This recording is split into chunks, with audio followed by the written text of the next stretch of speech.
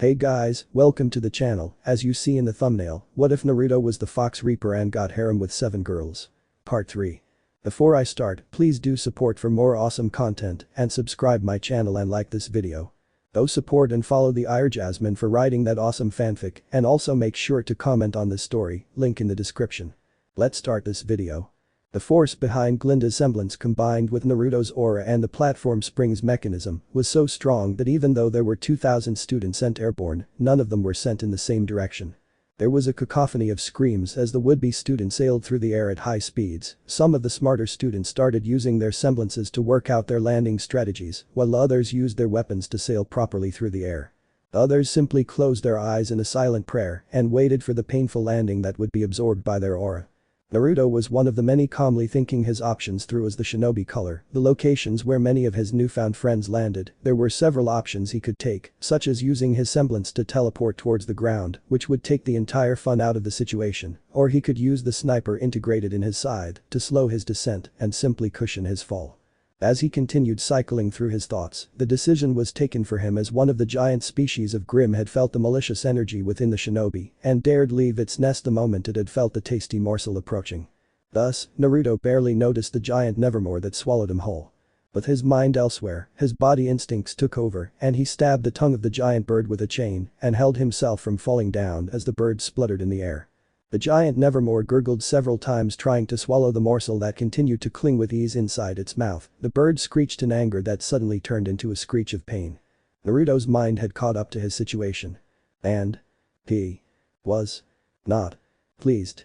"You stupid shit," Naruto growled, stabbing both hands into the tongue and creating chains that connected with the Grimm's nerves. The bird screeched in pain as Naruto forcefully took control of its body and forced the bird to fly at its fastest speed towards one of the many mountains in Emerald Forest before smashing beak first into the hard rock. Like a caricature of old, the bird beak got stuck onto the mountain while it flailed its wings trying to liberate itself. Naruto merely exited the Nevermore by merely breaking through the side of the bird's beak which he climbed onto and stared down at the struggling giant Nevermore. "Did you really try to eat me?" Naruto growled, looking straight into the monster's eyes. "Caw. Does it taste good? Caw. I see. Caw. That explains why I'm always being eaten." Naruto roared, punching the giant Nevermore so hard that the monster's beak was liberated from the rock, but it fell as it had lost consciousness from the powerful blow. Naruto would have fallen too if not for his feet clinging perpendicularly to the mountain, exactly as he would have done with the tree-walking chakra exercise. The Shinobi took a moment to look at the forest and try to guess his location. He saw very far away towards his left the abandoned temple ruins, which meant that he was standing at the west side of the forest and close to the nest.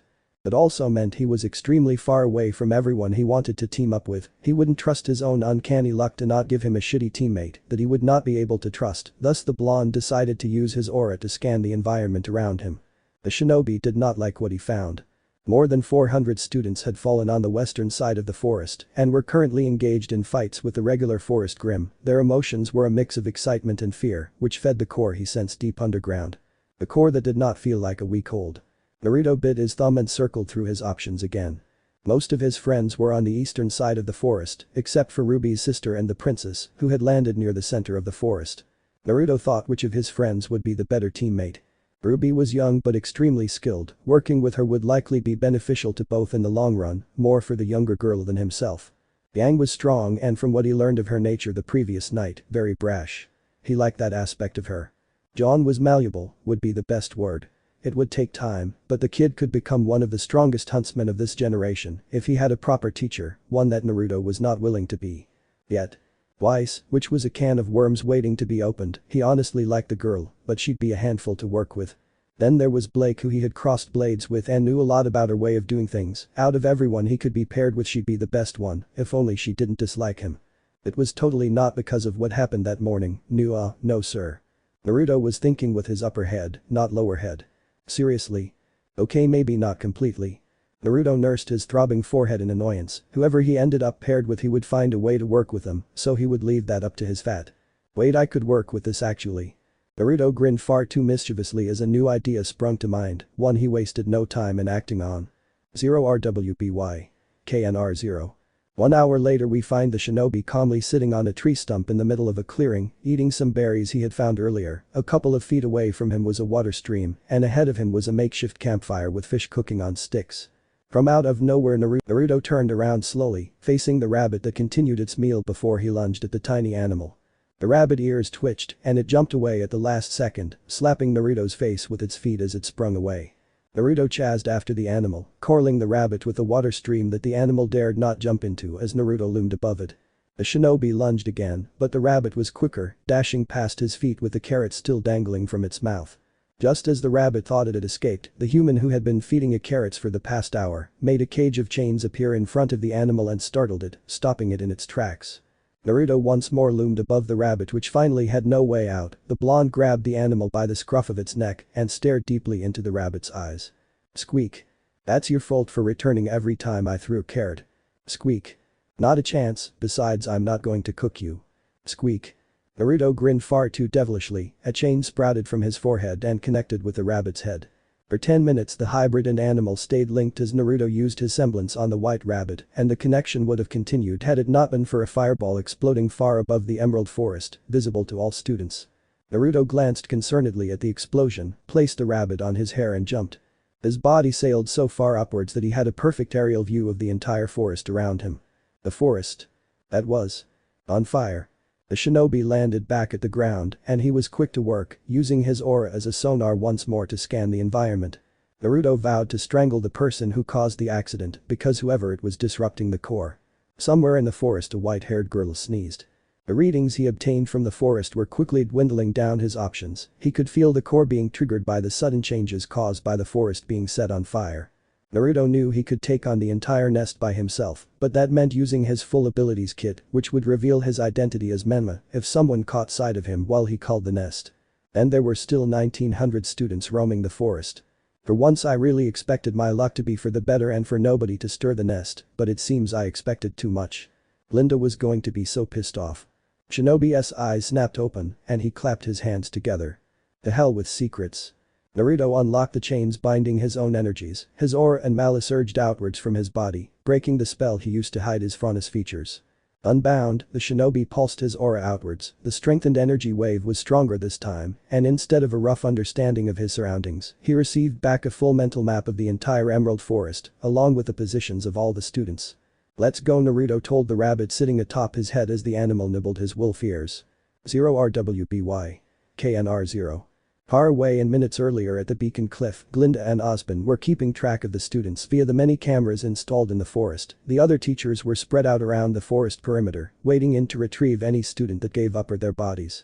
"Our last pair has been formed," Sir Glinda alerted Osmond, sliding the information from her scroll towards the headmasters, one Nora Valkyrie and Lai Ren. "Poor boy. I can't possibly imagine those two getting along. Still, he's probably better off than Miss Schnee." Osmond nodded, flickering his own live view to that of the previous pair formed. Yang Xiaolong and Weiss Schnee.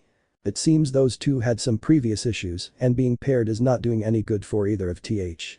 An explosion occurred in the forest. Osmond tiredly rubbed his forehead. Yes.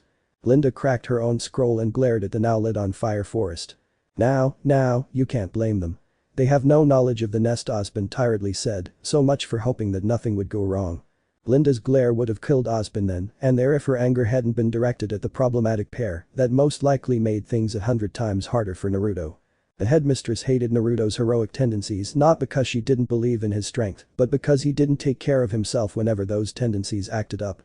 Linda knew Naruto's real strength. There wasn't a single person in the world who could claim to know what he was truly capable of except for herself.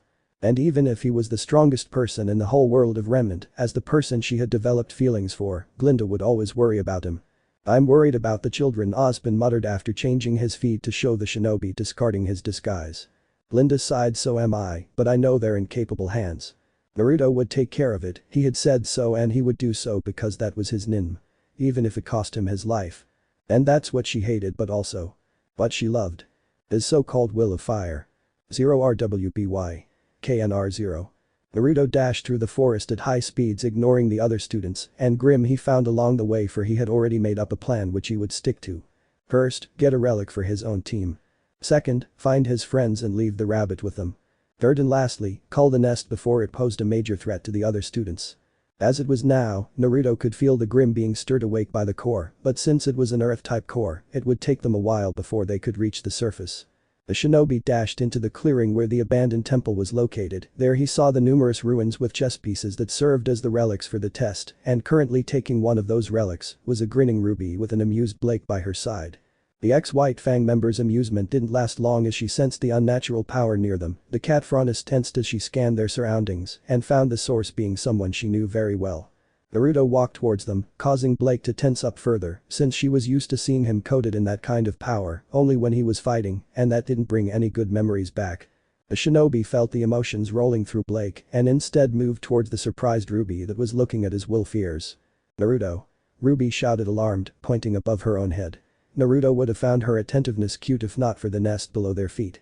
The shinobi placed the rabbit in the red-themed girl hands. "Keep him safe, and whatever you do not head towards the west side of the forest." Ruby tilted her head curiously, but nodded nonetheless. Blake calmed slightly at his words once she processed that he was not there to fight her again and walked closer. "What hap?" "Caw." The trio turned their heads up to the sky where the giant Nevermore that had eaten Naruto earlier was circling around, trying to dislodge something from its back. And dislodge whatever it was, it did. "Incoming." All three recognized the voice, which lo and behold, was nobody else than Ruby's sister falling like a comet from the skies. "Did your sister just fall from the sky?" Blake asked, astonished once the blonde Spitfire had created a crater when she hit the ground. Ruby was interrupted by the loud roar of an Ursa walking into the clearing. On its back and above its shoulders was a girl squealing like a loud cowgirl before the Ursa fell to the ground dead.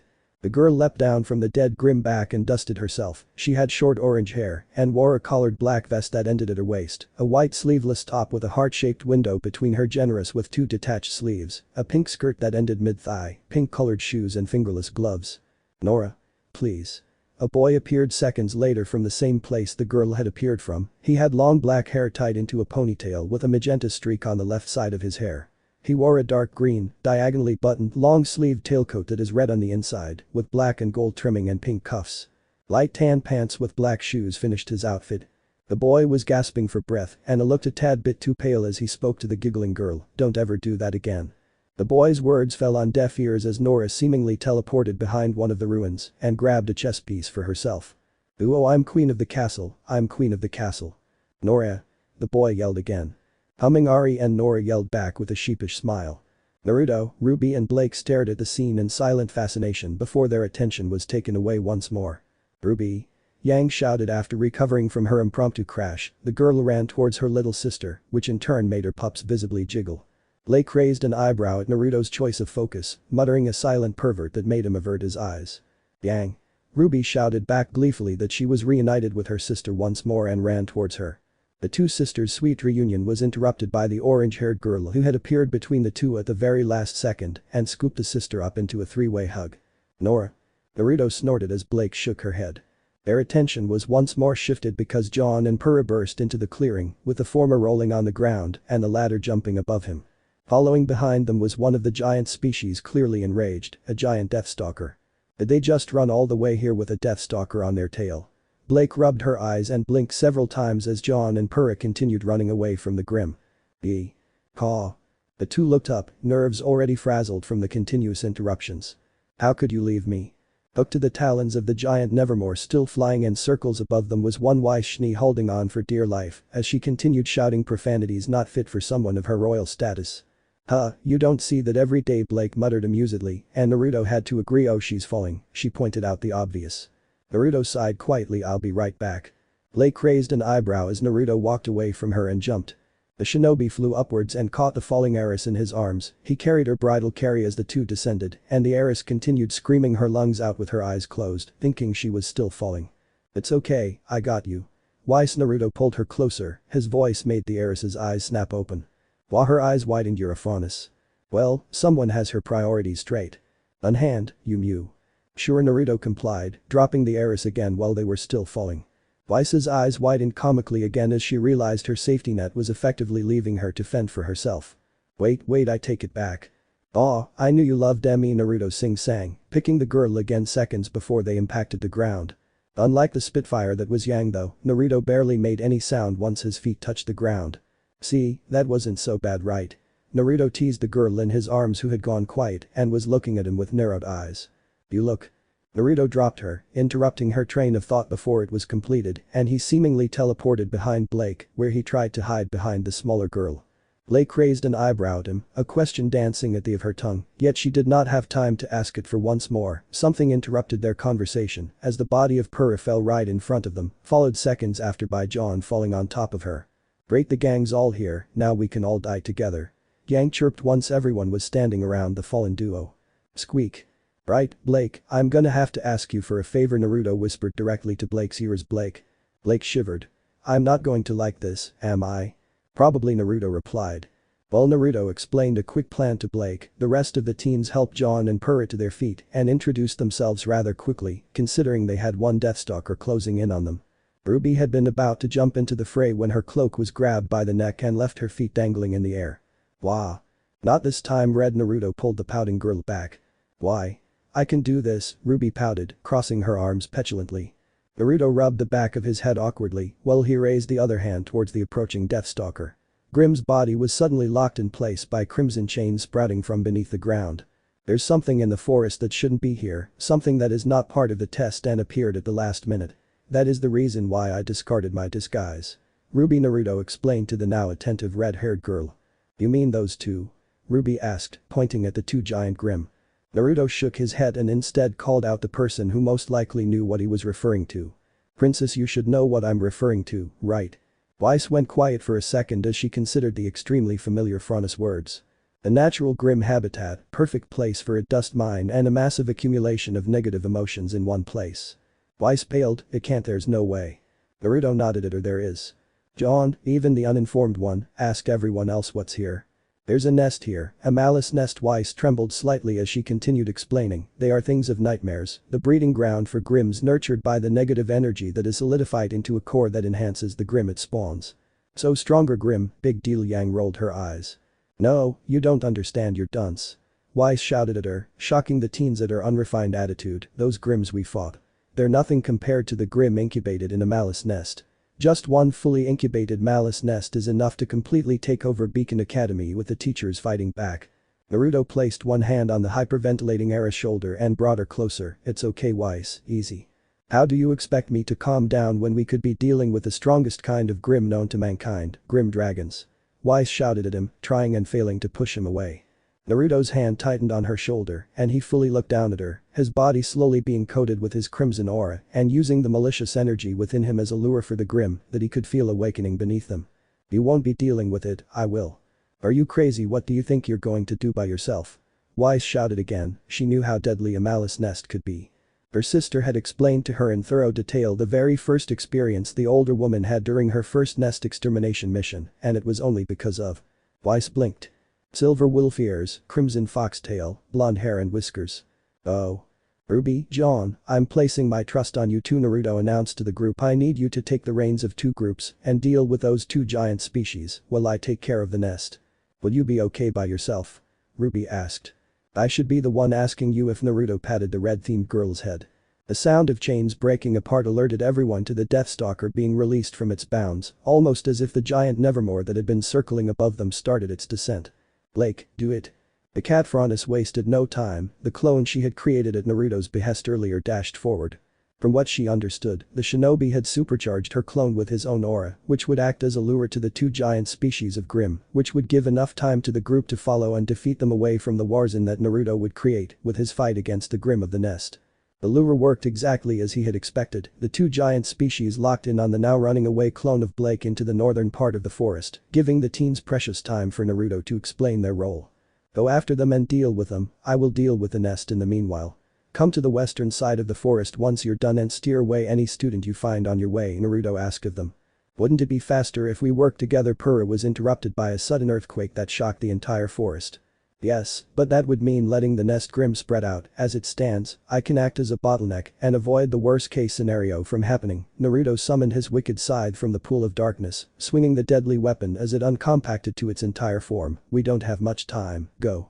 The group followed his command rather reluctantly. Two by two the teens started running towards where the giant species had been lured. John and Purah taking the lead, followed by Nora and Ren. Shortly after them the sister duo went after them.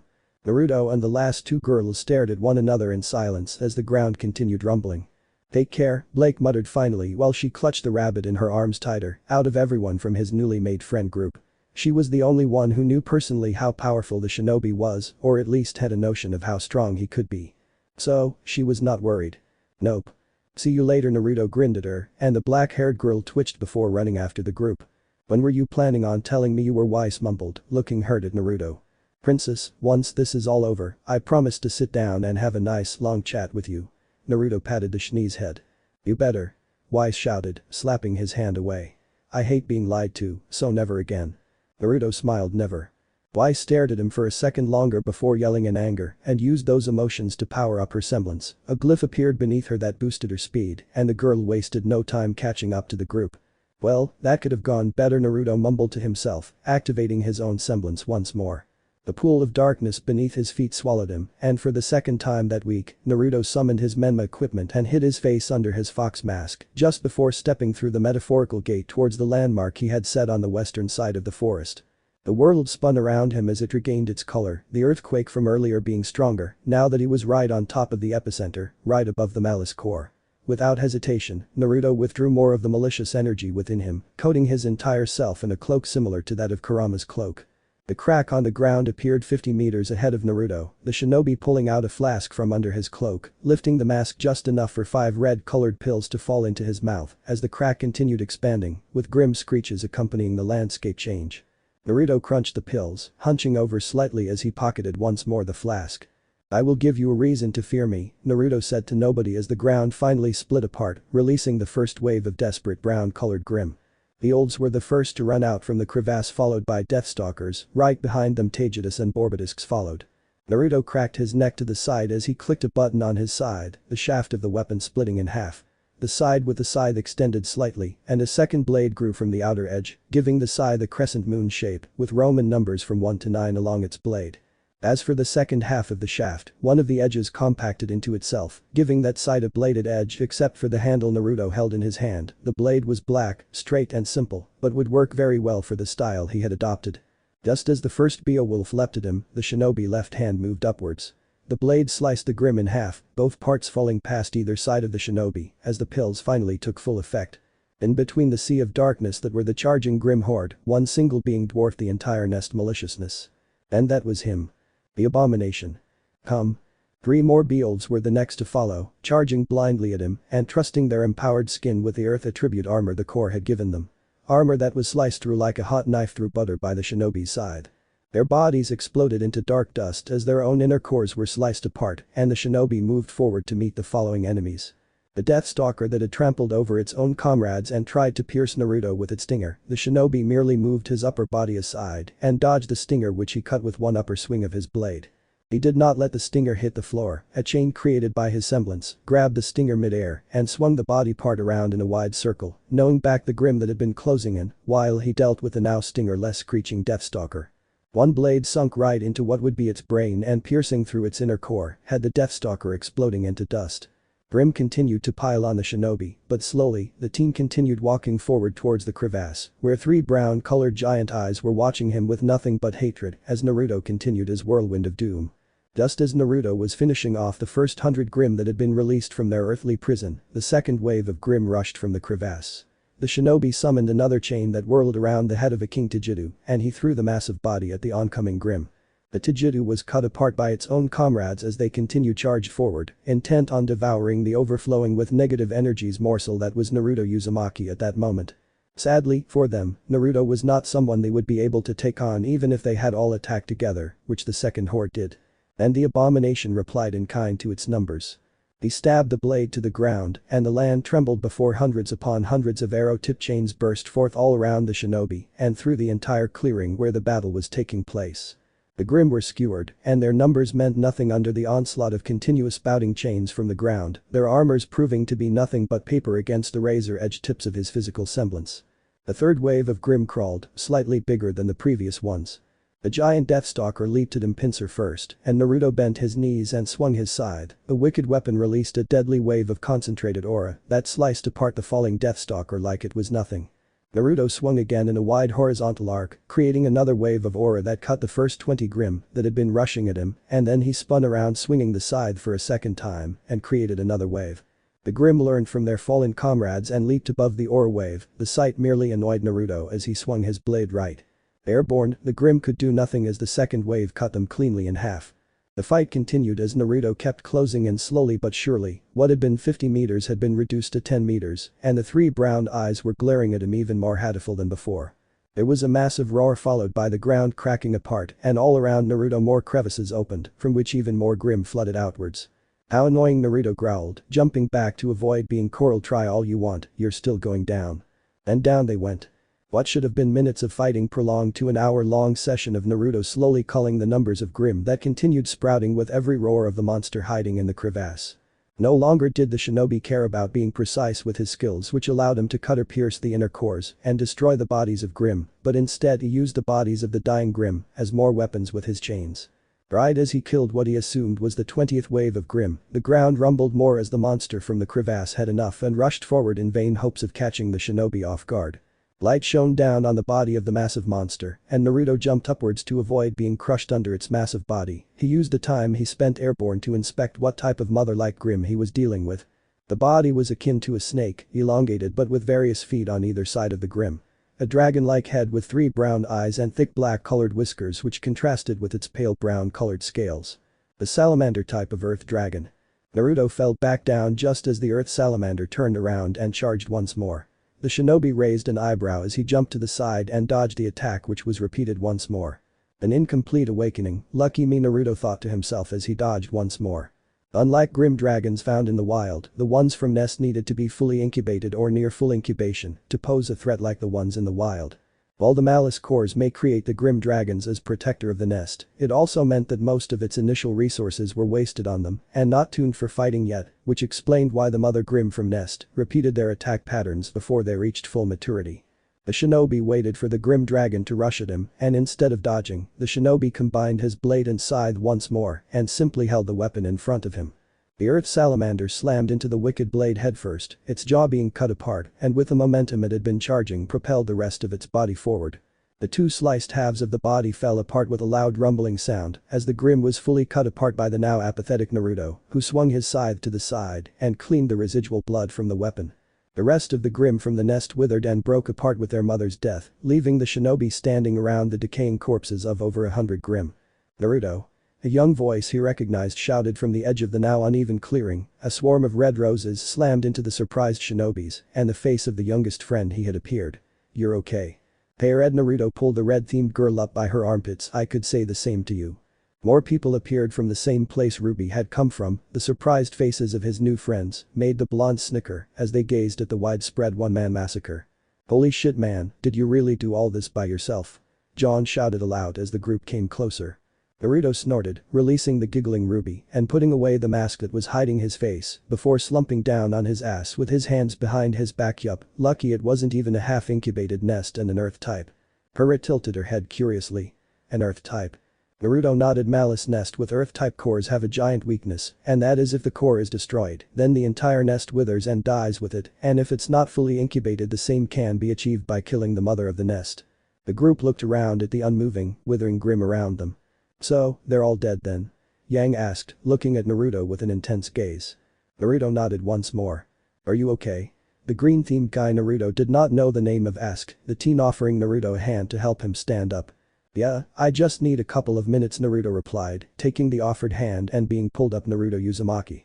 Ren gave him the nod before pointing at the orange-haired girl smacking the withering Grimm with her hammer around them. That's Nora Valkyrie. Hi. Nora shouted from afar, smiling as she smacked another Grimm. Naruto waved at the exuberant girl before turning to the quite white and black duet standing on either side of Ruby. I'm glad to see you're all saw move. The group barely had a moment to respond to Naruto's panicked shout. The shinobi threw himself forward with his arms extended to the sides and taking along with him the surprised Purah, Weiss, Ruby and Yang, who had been standing in front of him. Lake and Ren, being the more agile duo, leapt back, Ren taking John along with him as the ground they were standing on seconds ago crumbled apart. The clearing crumbled down into a massive pit the group barely escaped from before a loud screech echoed from within the pit. What's happening? John shouted as another earthquake shook the forest, confusing the group further for the sole exception of Naruto, who disentangled himself from the mess of bodies his reaction had created. "The core is still active," Naruto replied to him, helping the girls to their feet as the sound of wings flapping echoed from the pit and slowly another massive grim appeared. "Is that?" Blake gasped as she stared at the monster, her fear being shared by the group of teens. For what appeared from the pit was another grim dragon, the first the group was seeing for the very first time in real life and not from pictures or tales. The massive monster flew upwards into the sky and widened its wings to their max span. Naruto estimated the dragon's size to be around 50 meter wide from wing to wing, 10 meters were its body width, and its length somewhere around the 50 meters mark from snout to spiked tail. The grim dragon, for it had 2 arms, 2 legs, the wings and the body of one, was pitch black colored with 2 sets of red eyes on either side of its massive head. The eyes that were locked down on the group. The dragon roared and inside its mouth, Naruto saw the core seconds before a ball of fire formed in the grim's mouth. "Scatter!" Naruto shouted to the teens as they all ran into the forest to get cover right as the beast released the attack. The ball of fire impacted the ground where they had been seconds earlier, blowing up a chunk of the forest with it and setting the nearby trees on fire. "What do we do?" Weiss shouted at Naruto from behind the cover of one tree that had withstood the attack. "We must." Naruto was interrupted by howling around them, beelves appearing around the group as they regrouped under the cover of the trees. "I'm not liking how this is looking," Yang shouted, punching one of the beasts that had come too close and blasting it away. "Two groups," Naruto shouted as he sliced apart another grim one. "With me and the dragon, one takes care of the grim." "We'll take the grim," John shouted back to Purah, and Nora took the front. "Ren, slip between them and finish anything that still moves." Naruto gave John a grateful nod before regrouping with his own team of Ruby, Yang, Weiss and Blake. "How do we do this?" Blake asked quickly, trusting Naruto's judgment for a second time that day, since the earlier plan he made had worked for the best for them. "Two of you take its attention, and the other two try to find a way to bring him to the ground." Naruto didn't know how they worked earlier and decided to leave how to split to their own. "It's fine if you can't as long as you can buy me some time." "How long do you need?" Yang asked, cracking her knuckles. 3 minutes at most, Naruto replied, pulling out the flask from earlier again and uncapping it. An iron-like scent assaulted the 4 girls' noses. "Oh, I'll join you in 3 minutes." Naruto pretty much ordered them, and the 4 girls dashed out of their hiding spot. The shinobi stared at the contents of the flask for a second, sighing to himself quietly as he took 3 pills more and crunched them loudly. Ruby and Yang appeared on the undestroyed part of the clearing, shouting obscenities at the dragon flying above them. The monster gaze locked on them and fired another fireball at the 2 who dodged the attack. The game of cat and mouse continued between the 2 sisters and the dragon, with the dragon failing to land any successful hits on either and forcing it to hover closer to the ground in order to have a chance at hitting them. The chance was taken instead by the black and white duet, who jumped on its back with Blake running all the way towards its head while Y stayed behind between the 2 wings of the dragon, focusing on a glyph. Just as the dragon opened its jaw to fire another shot at the 2 girls, Blake stabbed her weapon on the dragon's snout and ran over the side of the snout with her ribbon extending. She used a clone to help herself loop around the dragon's snout and pull the ribbon as hard as she could. The dragon jaw was forced close enough that the fireball exploded against its own teeth and stunned the monster, giving the 2 girls at the bottom a chance to unleash their own attacks, with Yang propelling herself off the ground with her vambraces and crashing onto the dragon while Ruby fired sniper rounds at it. Weiss meanwhile had finished charging her own attack. The glyph expanded and covered half of both wings and the entire grim dragon back. The Era stabbed her weapon on the glyph and channeled all the aura she could into the attack. The glyph shone white and instantly the entire dragon's back and wings were frozen in one giant block of ice. With its wings immobilized, the dragon could not stay afloat and fell to the ground, creating an enormous crater from its own weight and stunning itself further. Yang had stayed under the dragon when it fell, trusting her own body and aura to take the impact, which she barely succeeded in doing so, and unleash all the energy she had gathered with her own semblance. Yang's hair turned red with power as her semblance was triggered, and she literally punched the dragon so hard that the beast was dented inwards and it rolled to the side from the powerful blow. Ruby wasted no time in closing in to slice the unprotected belly of the dragon that laid on its side, recovering from the continuous punishment the girls had given it. The beast roared in anger and broke free from its icy restraints with one powerful swing of its wings, which sent the 4 girls back as the dragon took to the skies once more. "I'm ready," Naruto shouted from behind them. The 4 turned to him and were surprised to see him coated once more from head to toe in his crimson cloak. "Let's get this over with, shall we?" 4 nods and the girls prepared themselves. White. Weiss understood, creating a glyph that boosted the shinobi's speed as she dashed forward. Black. Naruto extended his hand towards Blake. The girl instinctively took his hand and spun around 3 times before releasing the speeding blonde towards Yang. Yellow.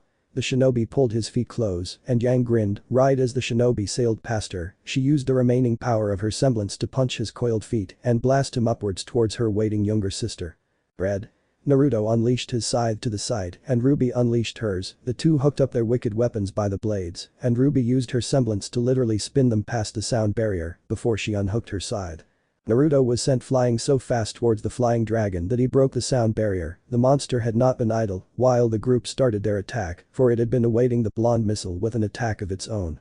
The dragon roared in anger and charged the deadliest blast it had released thus far and released it right at the flying shinobi.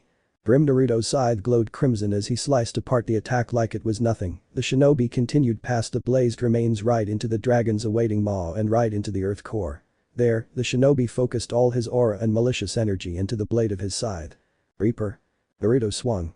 All 18 saw a massive crimson aura blade split apart the dragon body in two from head to tail. The attack continued downwards, gouging the already destroyed clearing and embedding itself deep into the pit that the dragon had created. Remnant students paused alike as Naruto fell to the ground, creating a crater of his own as the two dragon pieces fell beside him and started disintegrating. Do you want to be next? Naruto growled, pulsing his own aura outwards. The Grimm turned to look at one another before looking back at the abomination, their feeble minds not comprehending the words, but understanding what their instincts were telling them. And that was to run away, far away, from the blonde-haired abomination. Naruto stayed standing for a couple of seconds longer as the Grimm turned tail and ran away. He stayed like that until the last Grimm left the clearing. Only then did the shinobi allow himself to fall to his knees, breathing heavily and start coughing blood. The group ran over to him, words jumbled into an incoherent mess that he could not recognize before his vision turned dark.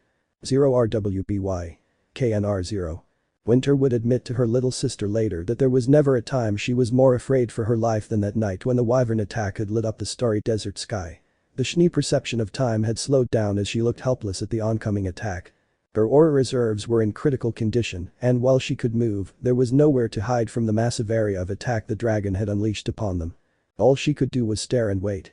The blinding light crept closer with the sweet promise of eternal sleep, for Winter knew that she would not survive taking on that attack. Her sight of the eternal light was blocked at the very last second by the visage of the young partner she was forced to take the mission with. He was smiling, yet everything about him screamed despair. "It's okay, I got you." That was the last thing she heard as her hearing was lost to the thunderous roar of the attack as it hit the extended left hand of her young mission partner. Winter stared in silent wonder as the hybrid absorbed the continuous attack, his smile never faltering, while he weathered the electricity coursing through his body, destroying all the clothes on his upper body. What were seconds but felt like years to Winter passed before the attack finally ended, yet the boy stood tall, unwavering, unbending, unrelenting. "I'm tired." She read his smile turning into an empty one as he gazed deep into her eyes. Of being weak, his left hand clenched, and only now did she notice the chains that had been covering the limb breaking apart. Of being pushed around, the young man flexed his left arm, the charred and blackened limb was covered once more by chains. "But above all, I'm tired of failing." Winter's cheek was touched by his crimson glowing right hand, the thumb cleaning a speck of dirt that had been there. Her hearing returned after that, the fatigue in her body faded as her aura was charged to half her reserves. "It's time we end this." The shinobi helped her to her feet, ignoring the roaring monster behind him as it charged another attack. Winter couldn't distinguish the adrenaline coursing through her veins from the butterflies fluttering in her stomach under the unfaltering gaze of the shinobi as the young man continued rubbing her cheek with his thumb. "I have a plan." His voice was soft but carried his will, the emotion behind it made her heart skip a beat. The sky was lit up once more as another lighting attack was sent at them, but the fear she felt earlier was gone. The young man turned around, looking straight at the oncoming attack. And he punched. Winter stared in silent wonder as the attack disappeared into nothing, returning the darkness of the night accompanied by the sound of something hissing, something that she quickly found out was her partner's arm covered in chains. Chains that were melting. His steaming arm was swung to the side, the chains releasing the cocoon and displaying the charred limb yet functional limb that under her wondrous gaze started healing, the blackness receding, and the healthy cream color of his skin returned. The shinobi body was covered from head to toe in his crimson aura, the energy so potent it was bubbling around him, and he stepped forward. Another attack was sent their way, a fireball this time. One that was slapped away by the blonde once it was close to them. And another. And then another. Attack after attack was batted away by the slowly walking teen with his left hand, his scythe being dragged behind him by his right hand. Naruto continued walking until he was standing directly below the dragon who glared down at him. Winter snapped from her trance and with her recovered aura created one last glyph to help her partner. The shinobi feet were lit up by the glyph beneath them, his body becoming 50 times lighter, an unseen smile forming on his as he gave a silent thanks to the shni before he jumped. The wyvern did not expect the shinobi to be so fast, the pest impacted its tail and started climbing up its back with its scythe dragging across the wyvern's skin, digging a deep trench that oozed its black blood to the desert. The wyvern roared in pain, using its power to summon Grim from its back to intercept the shinobi, but it was too late, with how fast he was, no monster posed a threat or appeared fast enough to block him. Soon enough Naruto was standing right between the wyvern's snout, with his scythe held high, his own emerald-slit eyes glaring down at the 4 reptilian eyes. "You're one ugly overgrown piece of shitty lizard." The wyvern roared, but it was too late. Naruto swung the scythe. Winter would later admit to her little sister that she had never seen such a powerful attack in her whole life, nothing could compare to the devastating crimson aura blade that sliced the wyvern in half from head to tail. The shni watched in silent fascination as the body of the Grim fell from the sky, she hadn't even noticed when she had started running towards the place she could see the falling body of her partner. Her instincts took over, a glyph forming right where he would hit the ground and softening his fall. The glyph took whatever aura was left in her and she fell forward, right beside the body of her partner. Naruto felt his fall being cushioned, giving another silent thanks to the shni, since his body was still healing from the punishment he had taken earlier. He knew he had overexerted himself when he blocked the attacks, but it was the only way to keep the monster's attention on him. Still, he forced his body upwards, his gaze landing on the back of the shni beside him, her head tilted to the side and looking at him. "I'm not getting paid enough for this," Winter jokes, spitting out some sand that had gotten into her mouth. Naruto snorted while he rolled over Winter so she could lay more comfortably. "At least you're getting paid." "You're not." Winter eyes snapped towards him, there was no way the young man beside her that for all intent and purposes had pulled a bullshit win out of his ass at the last moment, one that she knew was running almost empty on aura for most of that last fight, had risked so much without being paid a cent for his efforts. Nope. Naruto looked bemusedly at the surprised woman, his body strength leaving him when he tried to move and he fell forward, his face falling right on top of the woman's belly. "Off, sorry." Winter exhaled loudly, the last vestiges of her aura cushioning the impact. If it had been anyone that had touched her the way her partner just did, or not, she would have found a way to freeze them into popsicles. As it was, the hybrid was the sole person in Remnant who had won the honors of touching her. "Well, what do you want then?" Winter asked, referring to his lack of payment. There would be no problem for her to cover anything the young man asked, since she was being handsomely paid for the mission. Now it made sense why the pay was so high. Stupid suicidal missions. Naruto turned his head to look at her, but all he found were the mature woman generous mounds blocking his view of her, the uniform she wore doing nothing to hide how beautiful she was, still the shinobi focused past that. "Those glyphs of yours, is there any way I could use them?" Winter winced, out of everything her partner could ask for, it had to be the one thing she could not help him with. Her fingers unconsciously went towards his head, scratching the spot right between his wolf ears. "I'm sorry." Naruto sighed, understanding that it must be something not possible for others to use. "I see, I still want to know how they work, is that possible?" "Let's make it a date then," Winter giggled, surprising both herself and the teen laying on her stomach. The teen that shot upwards at her words and looked incredulous at her. "Really?" "Yes." Naruto couldn't help the grin that formed on his. "You're not kidding, right?" Winter rolled her eyes. "No, think of it as my way of repaying you for saving our hides tonight." "Osu? So how do we get back to the city?" Naruto facepalmed, he should have known, he really should. The shinobi willed himself to stand up, he took a second to look at the giggling woman laying on her back, her smile reflecting how tired she was, but her eyes showing nothing but happiness. Under the glow of the moonlight, she looked so ethereal even with the splotches of dirt and who knows what else coating her uniform. Like a painting of art, Winter raised her hand and Naruto took it, helping the woman to her feet. She faltered, but Naruto tenderly caught her, with how weak both were it was slightly embarrassing having to cling so close to one another as they unsteadily started walking. It took them almost an entire hour of continuous faltering, hushed apologies as their bodies pressed against one another while they used one another as a clutch before they found the closest rural town. Their renewed vigor at the sight of the town nightlight spurred them forward, the two dragged themselves to one of the inns with lights still on.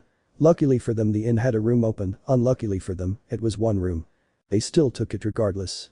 The two went up the stairs and towards their room under the gaze of a grinning innkeeper who would later speak about how she played matchmaker for another couple, not that the two would hear any of it. The two huntsmen entered their booked room, finding it rather lacking since it only had one single bed, a desk with 2 candles sitting on top and a wooden chair next to it. There was another door inside that the duo learned was the bathroom rather quickly since Winter called dibs for it. Naruto offered no protests and merely sat at the desk, plucking out his scroll from his pants and started writing his own report about the mission while he waited for his turn. And while he waited, the shinobi took stock of his body and his energy. His aura reserves were empty, his physical and spiritual energy were in critical condition, and the only thing that had kept him moving forward for the past 2 hours was the malicious energy that he could feel now eating him from within. Naruto sighed, knowing he had overused his semblance, and the price for doing so would come soon. His thoughts were interrupted by the shini stepping out of the bathroom, the shinobi face heated up slightly as he gazed at the beautiful woman that was barely covering herself with the in-towel. Her long white hair was let down and clung to her, giving her a more intense look as she sat on the bed. The two stared at one another for a couple of seconds, neither knowing how to start the conversation. Winter broke her gaze first, fixing one wet strand of hair behind her ear as she thought about what had happened earlier. She knew the boy aura was low from the very start of the mission, having survived a desert sandstorm for who knows how long before she found him, then fighting all on his own against the horde of Grimm while she charged her own attack, then keeping the two alive as the chamber had collapsed on them. If that wasn't enough, the moment she had resigned herself to her death, he had seemingly gained strength from nowhere, strength that screamed of his despair when he blocked those deadly attacks and smiled at her. There was no way anyone, could hold so much despair in them and not break apart. She had seen someone dear to her being drowned by such kind of despair, so how was he still capable of smiling? You know, I have a little sister around the same age as you, Winter started, fiddling with the hem of her towel. She's been very spoiled ever since she was little, but she doesn't let it get to her head too much, she's very strong for her age. The woman spoke with so much warmth that he couldn't help the smile that formed on his dot. When I return home, I'm planning on taking a vacation and spending some time with her. Maybe I should take you with me? Winter joked as he shook his head, however her grin faltered for a second. Do you know about the White Fang? Naruto nodded. From what he knew, the White Fang were at first founded as a symbol of peace and unity between the Faunus and humans. When he discovered about them, he had been excited that someone was already taking the first step toward peace between the two species. However, Glinda had abruptly burst his bubble with a harsh cold reality. They were no longer a peaceful group, the continuous discrimination from the humans twisted their beliefs and forced them to take drastic measures, protests arose, and scuffles between the two species broke out. It all changed with the new leader of the White Fang. That man held no love for the humans and wished nothing more than to wipe out humanity from the face of Earth. Under his command, the White Fang became a group that spread fear in an attempt to gain equality. It was a pain case all over again, a peaceful group turning to the dark path because of unjustified hatred. 6 years ago, the White Fang attacked one of our factories and stole thousands of dust products. My father came home so angry that day, and my little sister tried to cheer him up. She chuckled deplorably. He had screamed at her, and the White Fang attacked again and again and again, and she clutched the towel tighter. And every time our father would get home, he would scream, yell and lash out to anything nearby. We lost our father to a revengeful man. Winter sighed and fell on her back to the bed, one hand extended to the air. Ever since then she's hated the Faunus for taking away the man she loved most, our father. What's her name? Naruto asked as he looked away from the tantalizing view the woman had unknowingly offered. There were no words he could say to cheer her up, so instead he waited. He knew perfectly what they were going through, he had felt it before when he fought pain. Why Shni? If you ever meet my little sister, please become her friend, Winter said before she sat up again and gave the blonde a soft smile. I will. Naruto grinned at her before he closed his scroll. He took one of the towels inside the desk drawer and moved towards the bathroom. I've already written most of the report, we can go over it tomorrow and fill whatever's missing. Winter nodded, moving towards her pile of clothes and bent down to retrieve her own scroll to do her own report. Naruto stared for a second, burning the sight to his memory before shaking his head and going into the bathroom. The door to the bathroom closed and Winter curiously looked at it for a second, then returned to her scroll. 5 minutes later after he had entered the bathroom, but she couldn't hear any noise coming from the room. Curious, she knocked on the door and called out for him. There was no reply. Menma? She called out as she knocked on the door again, but there was no reply. Fear grasped her heart and she knocked again, this time a lot harder. When nobody replied again, she unlocked the door. I'm coming in, Winter called out, but the door met resistance as it was halfway open. She pushed her way through and gasped as she looked at the scene. The young man was laying on his side with his eyes closed and his breathing was very shallow. His skin had a very palish tone, a stark contrast to his tanned skin. She rushed to his side and a finger on his wrist confirmed her fears. His pulse was slowing down. Winter's inspection of the unresponsive shinobi was interrupted by something hitting the floor in the room. Startled, she turned to look at the source and found his scroll had fallen to the ground from the position he left it on the table. It was open and there was someone calling. A spark of hope lit in her, she stumbled as she picked up the scroll and accepted the call. Naruto. The voice called out. Who was Naruto? The white-haired woman shook her head and brought the scroll with her to the bathroom. This isn't Naruto, he's I need help. She turned the camera to the blonde on the floor as she looked around the room for anything that could help him. The gasp of the voice and clattering of dishes made her return her attention to the scroll. Linda. She was taken aback by seeing her friend on the screen. What happened in winter? No, never mind, that can wait until later. Glinda's voice was dangerously filled with anger. I had told him to be careful when he used that semblance of his. Glinda hissed out as something else in her side of the call fell and broke apart. What does his semblance have to do with this?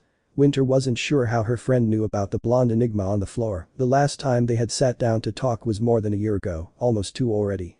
It's not a normal semblance. To use the power of his semblance, Naruto has to offer his own life force to give it a physical form. The more he uses it, the more it taxes his body to the point where his aura can't keep up with the drain it causes on him. Glinda tried giving a short explanation since they were running out of time.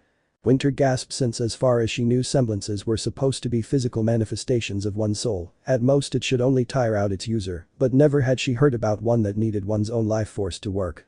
Naruto needs blood, his body will take care of the rest. Glinda yelled at the stupefied white-haired woman. And where can I get blood at this time of the night? Winter shouted back. You're a walking sack of blood, you stupid woman. Glinda roared, closing the call, startling the white-haired woman who blinked owlishly. Oh, right. Naruto woke up to the feeling of water dripping on his face, his eyes blinked open, and he brought his hands to clean whatever liquids had fallen on his face. He's awake. Someone shouted beside him, making the whiskered teen wince in pain. What Naruto started but never finished as his head was pulled onto something extremely soft that smelled of roses. You're okay. Naruto winced, recognizing the voice yelling in his ear as that of the little Ruby. I thought you were dead. Ruby wailed again and Naruto rolled his eyes. Ruby, you're shouting directly to my ears, Naruto groaned, lifting his gaze enough that he met Ruby's concerned silver eyes. Oh, sorry. Ruby apologetically whispered as she released Naruto from her hug. Naruto rubbed his eyelids before scanning his surroundings. It seemed the group had moved into a cave, and from how dark the entrance was he judged night had fallen while he had been unconscious. Where are we? Naruto asked while he continued looking around. In the cave that John and Purah found, the black-haired Faunus replied. Naruto noted that she had been the one to shout when he woke up. Why?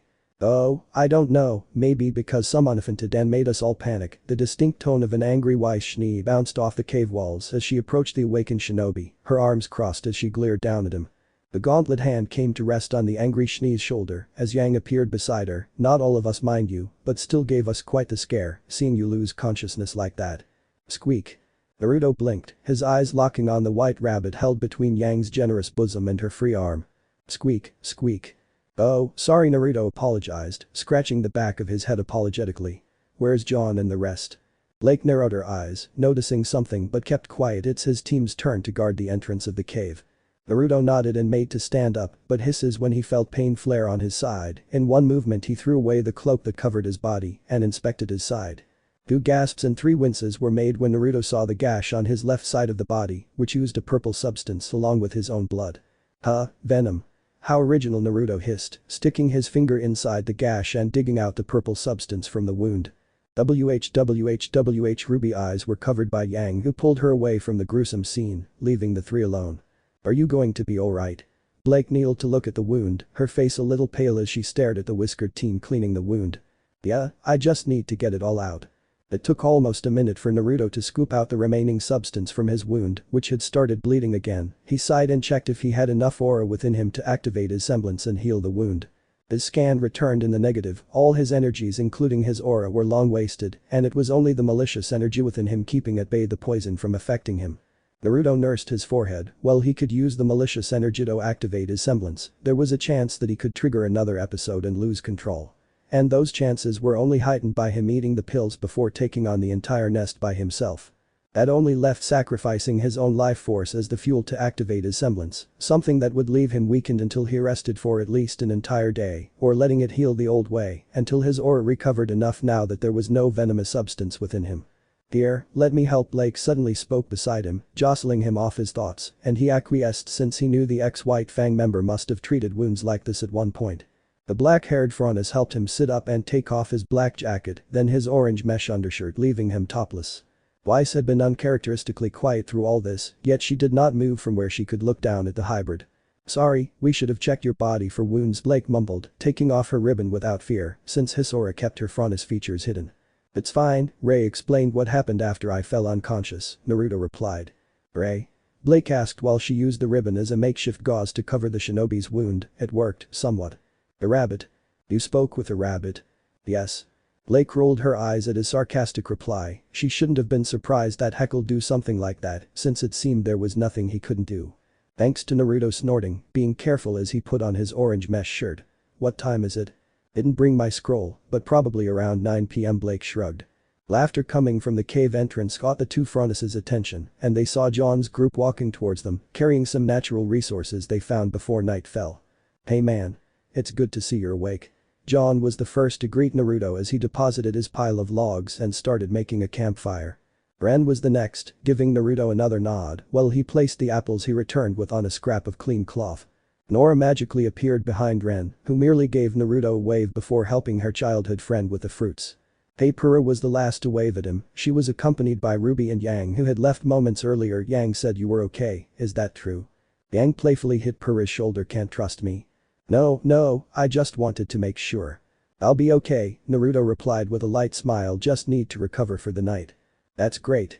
Pura enthusiasm made everyone else smile for one exception. Weiss finally moved. With a HMPH she sat back to back with Naruto and wrapped his crimson fox tail around her lap. Naruto wanted to fassap him at the obvious "I'm giving you the cold shoulder" treatment the princess was displaying, but he knew he somewhat deserved it. The shinobi had promised Winter that he would become Weiss's friend when the two inevitably met and that he would do his best effort to help overcome the scars left behind that the Schnee fragment family had inflicted on the young heiress. But that meant that he would need to reveal his fake persona to another student of Beacon Academy. If things had gone exactly as planned, Naruto would have found a random partner and continued lying to Weiss Schnee about his fake identity that had bonded with her elder sister while becoming Weiss' friend before giving her a grand reveal, though in hindsight that would most likely have royally blown up on his face. As it was now, the appearance of a malice nest right under Ozpin's nose had forced Naruto's hand. At least the fact that she sat back to back with him, literally keeping physical contact with him, meant that she was willing to create a new bridge between them and overlook his initial lie. Don't ask him how he knew that. He would just chalk it up to learning Winter's body language down to the very last detail and going by the similarities between the female members of the Schnee family. Are you really going to be okay? Ruby childishly asked as she sat down ahead of Naruto. Her concern was almost palpable. Naruto merely flicked her forehead, causing Ruby to release an "Uchi up, now why don't you guys tell me what happened after we parted ways at the temple?" Nora perked up at that. Me first. The group laughed at the hyperactive girl enthusiasm and gathered around the campfire lit by John in a circle. Ruby and Blake were to either side of Naruto with Weiss sitting against his back. To Blake's right were Pura and John, and to Ruby's left were Yang with Ray, the rabbit, sitting on her lap and Ren, and lastly Nora, who was standing while she retold John's group fight against the giant Deathstalker with over-exaggerated movements. And then I was like Yahoo! And bam, I crashed on top of the scorpion's tail and boom. The bridge collapsed and we all soared through the sky like whoosh, Nora excitedly yelled, her happiness so infectious that everyone was smiling. Ruby being the happiest of all, so much that every time Nora made an exaggerated noise, she would clap and giggle. Since Ruby's own group had been so preoccupied by defeating the giant Nevermore, none of them had a chance to see how John's group had defeated the Deathstalker. Yes, and then we turned around and we all saw your fight. Nora exclaimed as she hopped in front of Ruby. Man. Woman. That was so amazing. She took Ruby's hands and pulled her to her feet. Come on, you've got to tell us about your fight too. Ruby laughed uncomfortably at being the center of attention, however seeing everyone smile around her, she couldn't find herself to deny the exuberant girl's request. Well, there we were. She started low running through the bridge when bam. She clapped loudly. The bird collapsed on us and left our group divided in two. And then Blake was falling, but she used her ribbons to jump onto the bird, and then we were all together standing on top of the tower throwing everything we had at the bird. She was excited, evident by how her voice had raised by the end. And then the bird smashed the tower to pieces and sent us falling. Ruby shouted as she fell on her back. Naruto looked at her incredulously. But we weren't going to give up, so me, Yang, Blake and Weiss started jumping through the falling pieces and leaped into the other tower. Her feet were climbing the empty air as she laid on her back before the girl jumped to her feet and turned around. Weiss said, none of this is working, so I looked around us. Yang was keeping the attention of the Grim on herself. Yang smirked and flexed her arms the mention of her name, so I came up with a plan when I saw the cliff. And then Yang managed to attract the bird's attention enough that it didn't see the mountain. She pulled Yang to her feet, which made the rabbit scamper off to her hair instead, and the Spitfire gorilla nodded furiously while she punched the air. Then Weiss dashed to it and froze its tail to the entrance of the mountain. Ruby tried lifting Weiss and struggled to make the girl move before giving up and turned to the already standing Blake with a smile and offering her ribbon to the happy girl. And then Blake threw her ribbon to Yang and made a catapult with it, where I jumped with crescent rows, and Weiss used her glyphs to keep me from blasting early. And then we were like. She tied the ribbon to Yang's hand as she explained, then turned to Naruto again. "Can you make the shot?" And she replied, "Can I?" I honestly thought she couldn't, but then she said she could, and whoosh, I flew through the air and hooked the blade of my scythe on the bird's neck and started running up the mountain. Ruby was giddily jumping all around the group as they smiled and laughed at her antics. "Man, that sounds awesome. Wish I could have been there." Naruto clapped at her story and ruffled Ruby's hair once she sat down next to him again. "Well, what are you waiting for?" Yang pointed at him and Naruto raised an eyebrow in response. "What do you mean?" "Your fight with whatever that nest thing was." Yang punched the palm of her hand, accompanied by a squeak of the rabbit sitting atop her head. "Oh, that." Naruto scratched his chin. "You may not believe me, but it wasn't anything as great as y'all fights." The entire group minus Weiss turned to look at him with incredulous faces, which made him roll his eyes and give in to peer pressure. Fine, Naruto sighed, lifting one palm from which a tendril of darkness appeared and took the shape of a crimson chain. "I went to the reported area that contained the core and let my mind be filled with negative thoughts that would attract the Grim to me." Naruto started, giving a white lie to everyone in the group about how he knew where the Grim would appear and how he attracted them. "After that I just kept using my semblance, which are these chains, to keep the Grim from overwhelming me while I culled their numbers down with my scythe." "So you chained over 1,000 Grim?" John asked, using the number 1,000 since that was what Weiss had told to expect when the group reached Naruto's fight zone. "No, well, yes, but not really." Naruto scratched the back of his head. "I was really creative with my use of my semblance during that fight. I recall seeing all the monsters withered up when we found you, and you said something about that happening only when the core was destroyed. Did you destroy the core?" Purah asked. Naruto dearly wished to smack past Naruto as he replied, "No, like I said then, an Earth core malice nest has two weaknesses. Kill the mother hen and the nest will wither with her, or destroy the core. I did the first one." "Mother hen?" Ren spoke for the first time that night. "It's the term used to refer to the Grim Dragon protecting the incubating eggs." Naruto gave an honest answer. "How do you know so much about them?" Purah curiously prodded again. "It's because he dealt with them before." Weiss's voice came from Naruto's back and the shinobi closed his eyes in resignation since he knew what her next words would be. "This guy is not any normal student or person. You're speaking to Menma the Reaper right now." "Wait, you're that Menma?" John suddenly stood up, quickly followed by the rest of the group with the sole exception of Blake and Ruby, who already knew. "Man, I can't believe the huntsman I've looked up to so much was right next to me all this time." John slapped his forehead in disbelief, smiling clumsily at Naruto. "Ooh, we've heard tales about you." Nora chirped, pointing at herself and Ren. "How is it like being an official huntsman?" "I'm not an official huntsman," Naruto replied, one hand sneakily pinching Weiss' thigh for spilling his secret and earning himself back a whack on his uninjured side. "But why would you try to hide all the great things you've done as Menma?" Purah asked. She knew very well what it meant to live a life where everyone on the streets recognized you at a simple glance, so she was curious as to why the hybrid had decided to discard the lifestyle that was common to her. "Menma was created out necessity. I've been doing missions for over 2 years, and Vale Council had put their foot down about having an unregistered person completing them." Naruto explained. "Someone helped me create that codename, and the council stopped bothering, but at one point I would need an official license, so here I am." "Dude, you're so famous that we've heard about you all the way over at Patch." Yang shook her head. "Man, Dad's so not going to believe us when I tell him about this." Naruto would have asked her not to do that, but since it was Yang's father, there would be no harm. "How come you two aren't surprised?" Yang asked, looking at her little sister and Blake. "Told her a while ago." Naruto covered for Blake, who gave him a silent grateful nod. "Remember the night I asked you to pick me up at the police station?" Ruby asked shyly, poking her fingers together. "Yeah, you said a huntsman was keeping you that was you." Yang whipped her neck towards Naruto, silent anger shining in her eyes. "You tried to make the moves on my little sister." Naruto blinked dumbfoundedly. "What? No. Ruby, what did you tell your sister about that night?" Ruby looked away, her cheeks slightly red as she muttered, "I thought it was like a date." Naruto facepalmed and was forced to dodge to the side as Yang literally leapt at him fist first. "Come back here. I'll make you pay for tainting my little sister." Yang shouted. Oi, I did no such thing." Naruto shouted back, grabbing his jacket and putting it on. "Are we fighting?" Nora suddenly joined the squabble, her hammer appearing in her hands out of nowhere. "I wanted in." Naruto snapped his eyes to her. "No, we're not." Yang rocketed towards him again, and Naruto left the safety of the cave to avoid hurting someone else. Once outside he slapped Yang's fist away from his face and kicked her on the butt, sending her crashing face first to the ground. "Calm down, I swear nothing happened," Naruto yelled when suddenly a glyph appeared beneath him, his eyes instantly zeroed on the chilly smile of Weiss standing near the cave entrance, with her rapier pointed at him. An explosion occurred, a cathartic one that made Weiss feel better after giving some kind of punishment to the person she had been dying to meet the most for the past year. Naruto appeared beside her with a glare and his clothes looked slightly singed. "Why?" Weiss gave him another empty smile before another glyph appeared in front of her.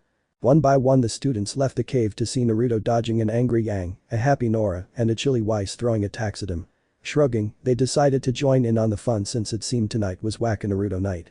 Naruto dodged Yang's fist that rocketed towards his face, then slapped Nora's hammer that had come from above, before elbowing both surprised girls and sending both flying away from him. He was given no respite as Ren had dived feet first with a flying attack kick which forced Naruto to drop down, allowing Ren to harmlessly pass by him. Naruto's dodge position was taken advantage of Purah, who had jumped at the last second and was falling shield first towards him. Naruto's eyes widened and he crossed his forearms to block the oncoming human projectile. The shinobi grunted when Purah's shield impacted his guard. Even with his back against the floor, he still managed to push the shield and Purah away before standing back on his own feet. Feet that were standing on a glyph that shone brightly. Naruto's fist embedded on the glyph surface and broke it apart, surprising the Shni heiress. Naruto would have grinned if not for the sight of another blonde projectile, a male one this time, as John ran at him intent on ramming his midsection. The shinobi waited until the very last second before using John's own momentum against him by dodging slightly to the side, with one foot being left exactly where John would have run past, tripping the boy who was quickly thrown head over ass towards the recovering Ren. Naruto's celebratory snort was cut short by an angry Yang coming from behind him. Naruto whirled around and just like John, used Yang's own momentum to dodge her attack. However, instead of throwing her like he did with John, Naruto had a better idea. He gripped Yang's wrist, ensnaring the limb under his armpit before taking the surprised Spitfire's other arm and doing the same, with her limbs effectively pinned beneath his arms. He completed his hold on the girl by using his left hand to embrace her back and push her flush against him, which locked both of her arms to her sides. Yang's bosom collided with Naruto's, the pleasant feeling of her bountiful being overpowered by the pain flaring on his yet-to-heal wound as the Spitfire tried to wiggle free from his lock. Another glyph appeared in front of Naruto, but he was prepared this time, for he had a meat shield to cover for him, which he put to good use by placing Yang's back directly over the glyph line of sight. The explosion caused the girl in his arms to shout in pain and redouble her efforts to free herself. The spinning shield was sent his way, and Naruto dodged it to the side before punching Nora's hammer again as she rejoined the fight. He weaved through her swings before closing in and delivering a palm strike to Nora's stomach. The orange-haired girl was sent flying away by the attack, and Naruto silently apologized for using so much force, but his thought was cut short as the flying shield came at him again. Annoyed, Naruto decided to put an end to that and grabbed the shield mid-air and sent it back towards its owner at twice the speed it initially had. Just then, both of his feet were lifted off the ground and Naruto alarmingly looked down to see a grinning Yang, who decided to embrace him back and lift him off. "I'm taking you down with me." Yang grinned as a white light shone down upon them. Naruto looked up and noticed an almost fully charged glyph floating right above the two. His eyes frantically went towards Weiss, who was clutching the hem of her skirt while pointing with her rapier at the glyph. Are you intending to kill me, woman?" Naruto yelled in fear, looking back and forth between Weiss and Yang. "Shut up. This is what you deserve for not telling me you were Menma all along," Weiss shouted and the glyph shone brighter. And then. There was light. And then pain. Lots of it. Naruto groaned under the pressure the glyph caused on his person. The attack Weiss had released could be comparable to taking a watered-down almighty push to the face. At the very last second, Naruto had glimpsed Rose Petals snatch away the grinning Yang that had kept him captive and left him alone under the glyph, which continued to press him down until it brought him to his knees. Naruto growled, using the very minuscule amount of aura he had recovered to power through the attack and created a glyph of his own that instantly shattered Weiss's attack. The shinobi gasped for breath when the pressure stopped, ignoring the surprised sputter of the princess in the distance. One hand came to rest on his wound and he could feel through his jacket the gash had opened again. "Stop." Amber's eyes noticed this and leaped down next to him before anyone else could continue. Blake quickly placed her own hand on top of Naruto's and felt the blood coating his jacket and hand. Naruto hissed, his eyes changed colors for a second between his azure slits into emerald and then crimson before returning to their azure color. "Why did you go along with them? Your wound has not closed." Blake hastily whispered since only Weiss knew the extent of his injury, while Ruby and Yang had only seen it before walking away. Not given a chance, Naruto winced, frantically withdrawing the pill bottle from his utility pouch, and tried but failed to uncork the seal. Blake uncorked it for him, and Naruto gave her a silent thanks as he placed the bottle to his mouth and shook it until 3 pills fell on his tongue, which he quickly crushed and swallowed. His slits flashed colors again, slightly scaring Blake with the abrupt dreadful feeling she felt coming from him for a second before it dispersed when Naruto sighed blissfully and slumped against her, his head falling on her dot. It was at this point that the group had recovered from the trashing Naruto had given them and walked to the slight crater created by Weiss's attack. "Everything is alright down there?" John shouted, feeling slightly awkward that he played part in trying to take down his idol. Blake glanced down at the heavily breathing shinobi on her bosom, whose breath stank of iron before looking up and giving the group a thumbs up. There was no need to alarm them about his injury, since it seemed that whatever those pills contained had helped him. "We'll be there in a minute," Blake replied, and the group shrugged before heading back into the safety of the cave. Weiss stayed behind for a couple of seconds longer, her face was unreadable for that moment before she too left. "Are you alright?" Blake asked once they were completely alone, slightly shaking Naruto's shoulder. Yeah, Naruto tried to stand up, but his legs failed him. "Easy," Blake caught him, propping his arm over her shoulder and helping him stand up. "What were those pills?" Naruto's face scrunched up and he looked away as they walked towards the cave. "It's a pick-me-up kind of med, helps me stay sane too." "Because you're a hybrid?" Blake asked for confirmation since she knew about the sanity medications hybrids needed to take in order to live a somewhat regular life back in Menagerie. Naruto stayed quiet for a moment, weighing his choices between revealing part of his dark past to Cat Faunus or lying. And he was tired of lying. "Do you remember that month where I seemingly went off radar to the White Fang?" Naruto replied with a question to which Blake nodded. There had been exactly 1 month in which no matter how hard the White Fang looked for the Reaper to invite him into their ranks, he was nowhere to be found.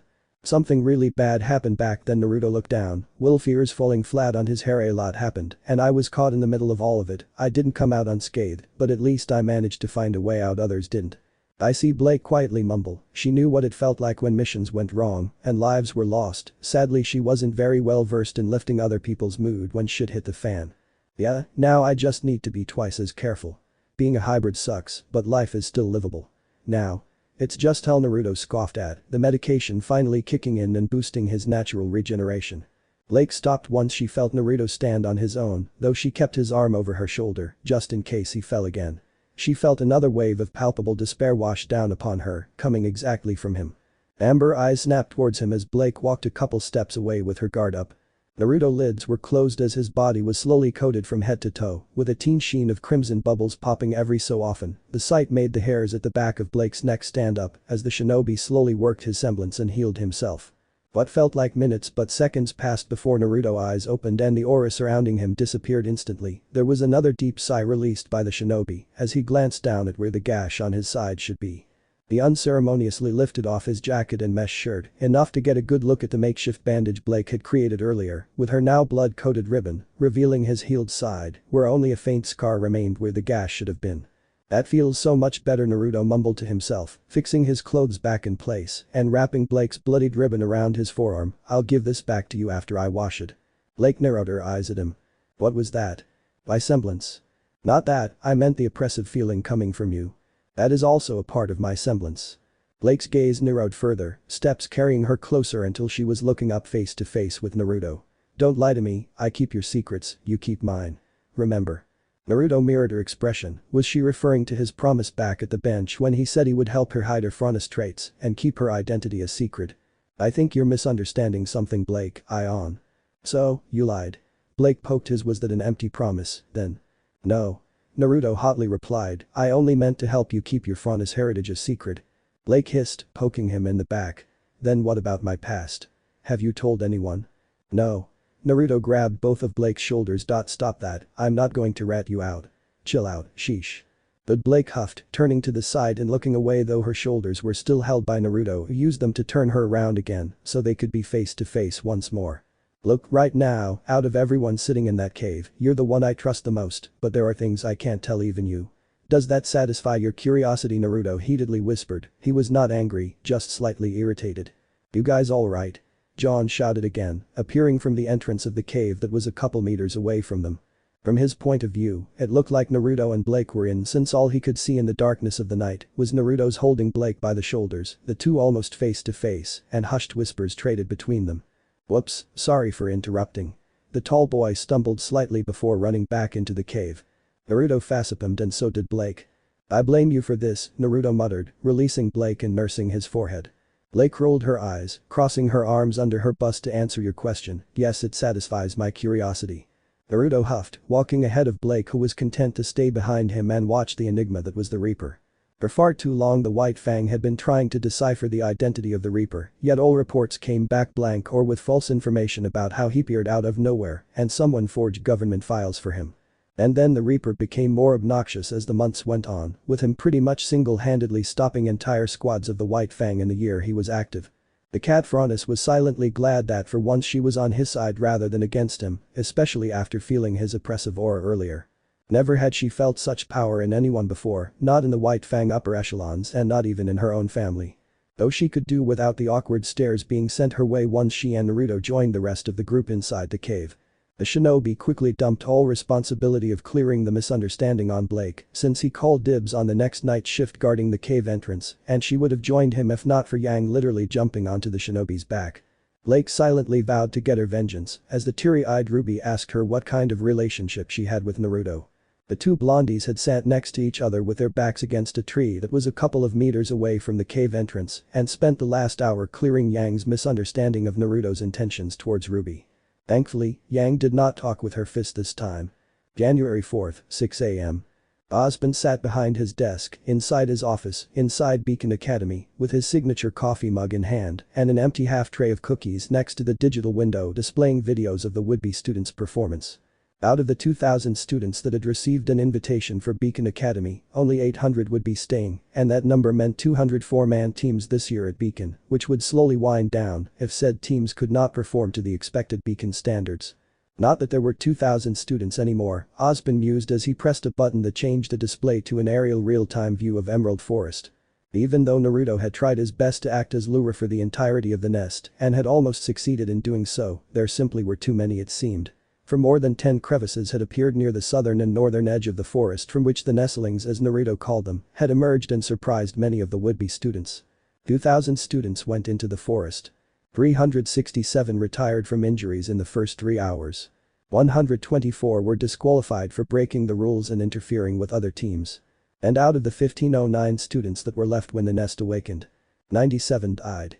It was always sad to see the young lights being snuffed out before their fated time, but all students and their parents knew that becoming a huntsman meant walking hand in hand with death at every turn. What a bitter coffee, Osmond sighed, placing down the mug and starting to write the very first condolence letter. Knock, knock. The door to his office lit open, the always dutiful Glinda Goodwitch strode forward dressed in her prim and proper headmistress uniform, with a scroll held to her bosom. "Good morning, sir." Glinda bowed lightly. "We've received ground confirmation that all 400 relics have been retrieved." Osmond hummed positively, closing the display with the letters, and instead pressed another button that made a holographic display of the sea of the 400 relics. "I see," the headmaster mumbled, flicking through the holographic windows before stopping at the one he was looking for. Naruto Uzumaki. "Why does young Naruto not have a partner?" Osmond asked curiously, looking back at the video feed of his fight with what would become Team RWBY and Team JNPR. Glinda smirked, and Osmond suddenly felt a chill down his spine as he glanced at the rare occurrence. With all the calm in the world, Glinda turned on her scroll, humming while she took her time looking for the file that had been sent directly to her scroll. "I'm not going to like doing the team assignments this year, am I?"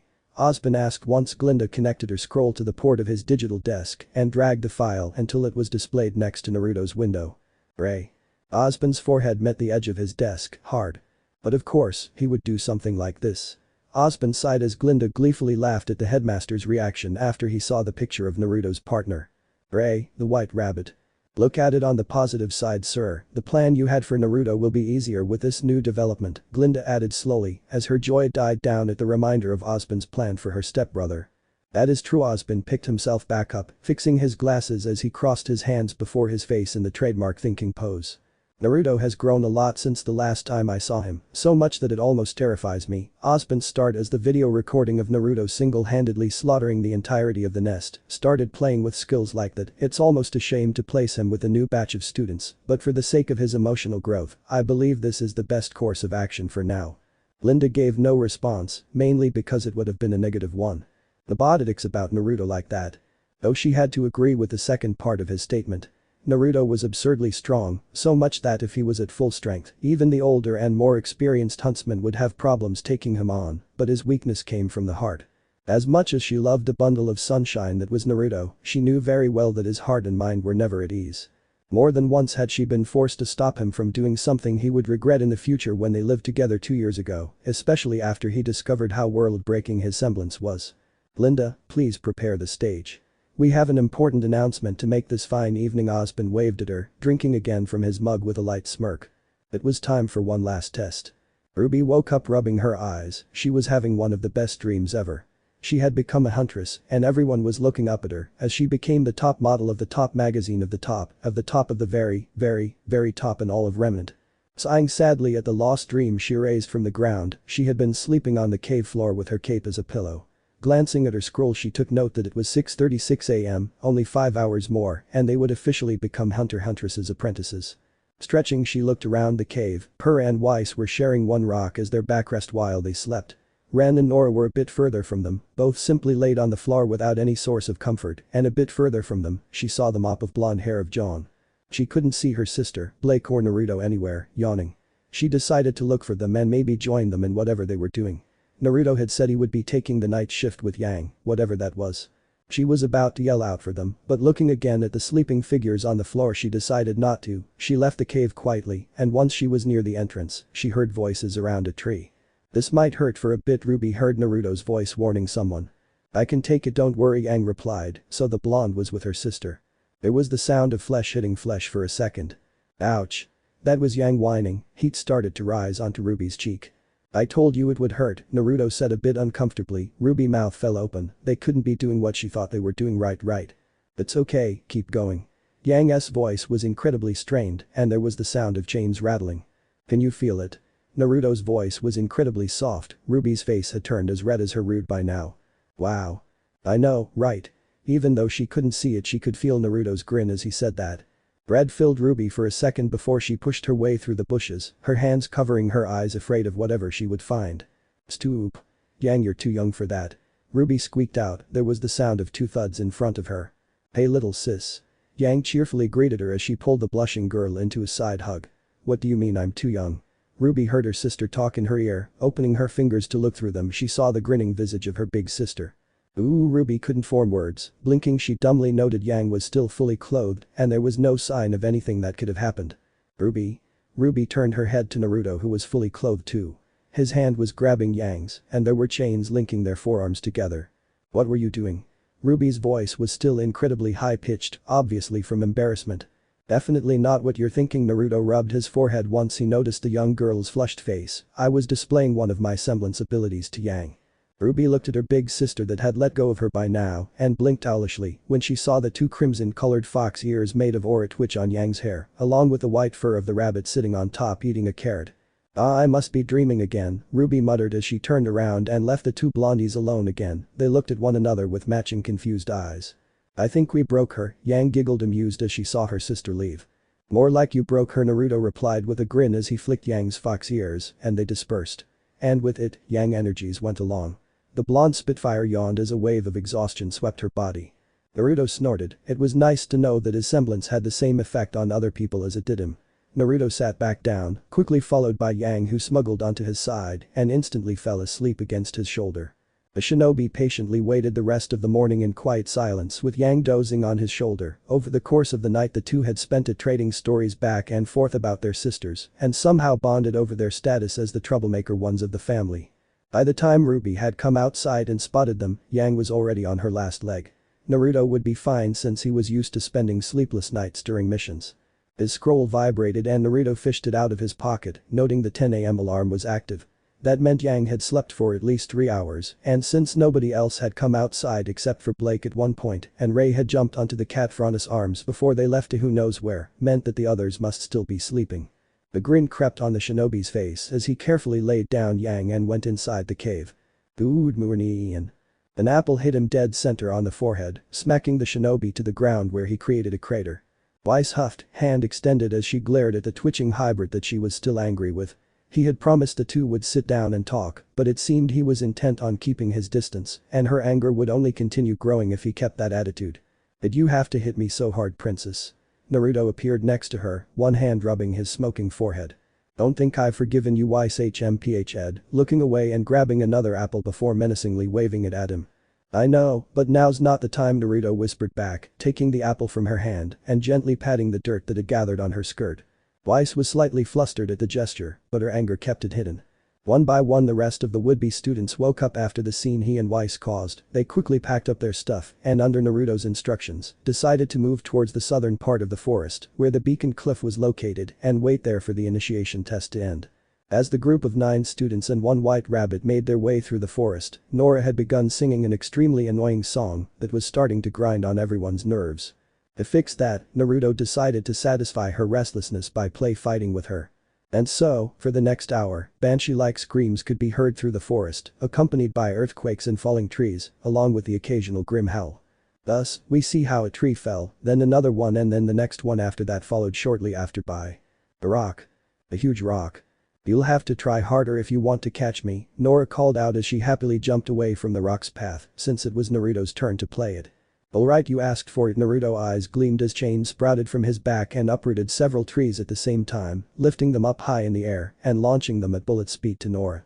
Nora laughed as she kept dodging the tree barrage gracefully. She knew the blonde wasn't taking their tag game that seriously, since not a single missile he had thrown at her was anywhere near enough to possibly hit and hurt her. Over here. Nora called out as she jumped over a small river and kept jumping higher and higher until she passed the treetops. She could see the beacon cliff very close to their position. Naruto appeared behind her in an instant, his chain sneaking around her waist and throwing her in the direction of the cliff. She squealed happily until she looked behind her. Nora's eyes widened when she saw Naruto holding back the man-sized mouth of a huge king Tajitu that had sunk its fangs on the shinobi's arm. A rare feeling of dread crept up her stomach as she continued to fall and kept her from acting. Seconds passed before she noticed that the shinobi had actually thrown her directly towards where the rest of her new friends were waiting for the specified test time by the bottom of the beacon cliff. The feeling finally went away the moment her feet hit the ground, creating a huge cloud of dust. What the? Weiss shouted in alarm, bringing up her rapier and pointing it at the intruder until she saw the orange locks of Nora. Naruto's fighting a grim. Nora yelled as she went to grab her hammer from where she had left it with the group. He'll be fine. It's Naruto we're talking about. John scoffed as he stood to his feet along with the other teens. There was another crash next to them, and the group stared dumbfounded at the staggering blonde climbing out of the crater with his arm bleeding heavily with a viscous green substance oozing from the snake's fang wound. I'm going to kill Ozpin, Naruto cursed out under his breath. He had been so desperate in pushing Nora out of the Grimm's attack that his aura hadn't fully covered his forearms before taking on the monster. Oh no, Naruto, are you alright? Ruby helped him out of the crater as he wiped the blood off his arm, a grimace on his face. Yeah, he looked at the wound again and saw the green substance flowing out of it. Never mind, I'm not deadpanned. Seconds later, the huge King Tajitu emerged from the trees and gazed at the group with a hiss. The rest of its black body slithered out from the trees until the tail came out. Where instead of the tail, there was another head, and this one was white and looked just as threateningly as the first one. I'm pretty sure King Tajitu doesn't look like Ren called out, and of course he would know. He had to fight too a few minutes after he had landed in the forest the previous day. The Grim in front of them looked at least 4 times bigger than the ones he fought. Its body was completely black with no external bone structure and a glaringly obvious 2 different colored heads. Because it's not a King Tajitu, Naruto explained as he took a deep breath. The venom in his hand wouldn't impair his ability to fight, but if left alone for too long, it would drain his aura. Then what is it? John asked, slightly cowering behind Purah, who tensed when she felt John's hands on her back. It's the rare species of Tajitu, the Queen Amphivina. They're bigger, longer and lot stronger than the King Tajitu. If that wasn't enough, they have 2 heads that act separately, and once one head dies the other goes berserk. Naruto wiped the substance from his arm and summoned his scythe, which the rest of the group mirrored by preparing their own weapons. The Grim Snake Queen hissed yet again and charged at the group, which scattered to avoid the attack and being divided in 2 teams. Naruto, Nora, John and Ruby on one side, while Purah, Blake, Weiss, Ren and Yang on the other. The beast curled its giant body in the middle, and each head was glaring at one group. The red eyes menacingly staring them down as it hissed. Any ideas on how to kill it? Purah shouted from the other side as she dodged ahead of the beast. Yang punched it to the side, but did virtually no damage at all. Aim at its neck. Naruto shouted as he stopped the other charging head with his scythe, while Nora and Ruby shot at it from the sides. John was standing behind him as he held the whiskered blonde in place, but the Grim was still slowly pushing them back. Neck. Purah's group asked aloud as they stared at the snake. It doesn't have a neck. Weiss' shout was interrupted as she had to activate a glyph and jump or face being swallowed by the giant snake. Despite the obvious threat to their lives, the group laughed. Run in opposite directions and make it stretch as far as it can, Nora advised as she unloaded her last charge of grenades. The only visible damage on the snake was its lightly marred skin. Naruto stared at the Grim glaring down at him for a second. Blake, Weiss, Ren hold that side. Ruby, John and I will hold the side. Naruto was sent flying by the snake headbutt. He righted himself midair and created a glyph beneath his feet that held him there. Purah, Yang, Nora, you three stab the queen in the middle when she's fully stretched and slice her apart, Naruto finished explaining as he catapulted himself onto the snake's head feet first, dazing it for a second for Ruby to slice underneath its mouth. The group set themselves in action, both distraction teams started running, and each head followed its prey. The impaling team hid themselves and waited as the body of the snake started to lengthen itself. It kept elongating for a full minute until it was at its max. Now. The three shouted as Purah was launched into the air by Yang. She aimed her spear, Milo, right at the beast's middle section. The weapon was blasted at the exposed body and used her semblance to make the spear rotate so it would pierce deep enough to hold itself in place. Yang grinned as she now sent Nora flying high into the air, where the girl used her last grenade shot to go higher before falling and hammering the spear into the beast's middle with her semblance. From their position they could hear the loud roar of pain from both sides of the Grim. Even though they had successfully stabbed the weapon, the monster body held itself together, although there were cracks in its scales and a huge bleeding from where the lance had pierced through. This time Yang jumped onto the beast's body and stuck both of her hands inside the wound before pulling apart hard. She was shortly after joined by Nora using her own semblance to increase her strength. Purah kept her position on the ground and focused on her spear and made it spin inside the beast body to cut it apart from the inside. They heard the loud squelch of blood and muscle rippling apart as their effort was met with success. The body split in half. Now the beast didn't have anything holding it together. It would be painful for it to move, but it would hold on for a little longer. With their job done they nodded. Yang would join Naruto's team, while Purah and Nora would go with Blake's team. Naruto's team. John's shield resounded as it met the headbutt of the snake again. He was only able to stay in place and not be sent flying because Naruto was behind him this time. Ruby was fast on her feet as she kept slashing at different parts of the beast's body. The two boys had been able to anger it enough that the beast didn't mind Ruby's presence. The queen's body was marred by long superficial gashes. When it was cut apart, it charged through the two blondes' shield and sent them flying. Its newly made tail appeared, and the Grim licked the wound once as if in pain. Yes, they managed to do it, Naruto smirked. With that wound the beast would disperse in a matter of a few minutes. They would only need to hold on for a bit longer, and it'd be dead. John distracted it for a minute, Naruto called out as he jumped high in the air and held himself with a glyph. He pricked his skin with his chains before creating a glyph with them above the beast body. The queen, almost as if in tune with Naruto, turned to the other blonde and lunged after the girly screaming boy. Ark rolled on the ground before jumping above the beast's headbutt, then jumped to his side as the monster's head crashed next to him again. All the while he kept screaming. Ruby giggled, bringing her crescent rose up again. She jumped onto the beast's moving body and kept tickling it. Just when the beast was finally about to swallow John, Yang crashed into him and rescued him out of the queen's maw. "Thank you," John said with swirling eyes as he fell on his butt. "Come over here, you." Yang dodged a headbutt as she rolled under the beast next and brought a hand to her chin. "Damn, I can't come up with any nickname for you," she muttered as she punched the beast under its head. Naruto smiled as the beast locked eyes with him. His glyph was fully charged and he unleashed the attack right into the snake's open jaws. A deadly whirlwind of crimson color lodged itself inside the snake's maw, the beast hissing in pain as the wind blades of the whirlwind sliced its body from the inside all the way until it came out of its cut-off tail. The queen amphibia wobbled twice before falling and, like most rare Grim species, did not break apart into smoke. Instead, its body slowly bled. "Well, that was fun," Yang smirked as she high-fived her sister. Blake's team. Weiss was high above the queen, standing on one of her glyphs as she weaved the massive spell. Below she could see Blake aiming all her strikes at the queen's eyes. Every time the beast would get too close to Blake, she would use her clones to escape. Ren had been running around the beast body as he punched it with aura strikes to soften the flesh and be able to penetrate it easier, but so far, they had the disadvantage since there were no heavy hitters in their team. The beast's anger suddenly spiked as it spun its body and sent Ren and Blake flying, both landed a few meters away slightly exhausted. Weiss's glyph had just finished charging as she unleashed the spell on the giant snake. "This should be enough for you," Weiss harumphed as the glyph shone brightly, and a huge chunk of ice materialized and fell directly on the queen's head, smashing it against the ground and the rest falling on its body. The Grim screeched in pain, and a dark aura started gathering around its body before it broke through the chunk of ice.